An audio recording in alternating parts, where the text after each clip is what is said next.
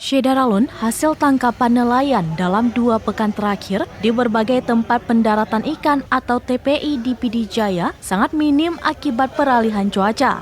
Bentara selaku Ketua Himpunan Nelayan Seluruh Indonesia atau HNSI kepada serambinews.com pada Sabtu 21 Mei 2022 mengatakan saat ini telah memasuki peralihan cuaca dari musim timur ke barat yang mengakibatkan arus bawah laut semakin kencang sehingga kawanan ikan berpindah-pindah. Kemungkinan besar kondisi ini akan normal kembali 1 atau 2 bulan berikutnya. Dari hasil perolehan tangkapan nelayan untuk bot ukuran 20 gross ton atau GT dengan masa berlabuh selama 1 pekan sekali hanya memperoleh hasil 5 hingga 15 ton. Padahal dalam keadaan normal bisa mencapai 50 hingga 80 ton.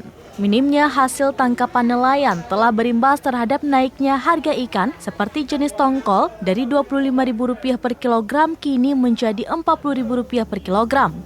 Sedangkan ikan dencis dari sebelumnya Rp30.000 per kilogram mengalami kenaikan Rp40.000 per kilogram.